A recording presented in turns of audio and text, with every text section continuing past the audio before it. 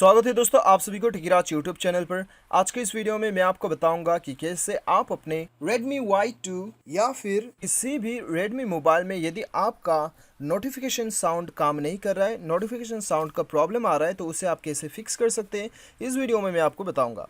Video के साथ बने रहिए, साथ ही साथ चैनल को सब्सक्राइब करके बेल आइकन भी दबा देना। तो दोस्तों यहाँ पे देखिए, यहाँ पे आपको कुछ रीज़न की वजह से जो है आपको नोटिफिकेशन साउंड में प्रॉब्लम आता है।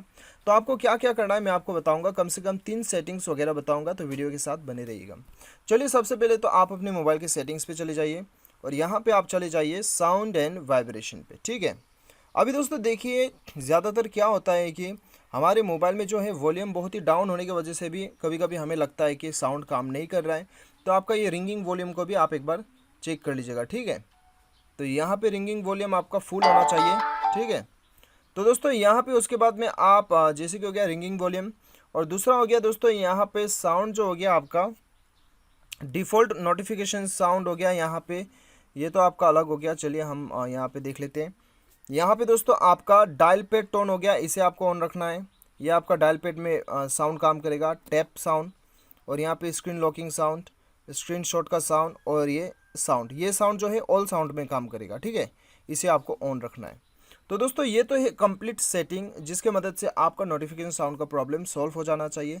बाय चांस आपका साउंड का प्रॉब्लम सॉल्व नहीं होता है, आप क्या कर सकते हैं, अपने मोबाइल को एक बार रीस्टार्ट करके देखिएगा। रीस्टार्ट करने के बाद में उसके बाद में एक बार अबाउट फ़ोन पे भी आ जाइए, सिस्टम अपडेट एक बार चेक कर लीजिएगा। सिस्टम अपडेट आया है तो सिस्टम को अपडेट कर लीजिएगा। कभी कभी हमारे साउंड के अंदर में कुछ अपडेट आने की वजह से भी हमारा जो है ये अपडेट नहीं करने की वजह से हमारा साउंड काम नहीं करता है। ठीक है, तो इसीलिए दोस्तों यहाँ पे क्या करना है, आपको इसे अपडेट कर लेना है यदि अपडेट आया है तो दोस्तों ये 3-4 सेटिंग करने के बाद में तो डेफिनेटली भी आपका साउंड का प्रॉब्लम सॉल्व हो जाएगा। और दोस्तों यहाँ पे फिर भी आपका साउंड का प्रॉब्लम ख़त्म नहीं होता है, तब तो दोस्तों आपका मदरबोर्ड का जो स्पीकर होता है वो ख़राब होने की वजह से भी आपको प्रॉब्लम आ सकता है। वो केस में तो आपको जाके रिपेयर करना ही होगा। उम्मीद करता हूँ वीडियो पसंद आया होगा। Thanks for watching.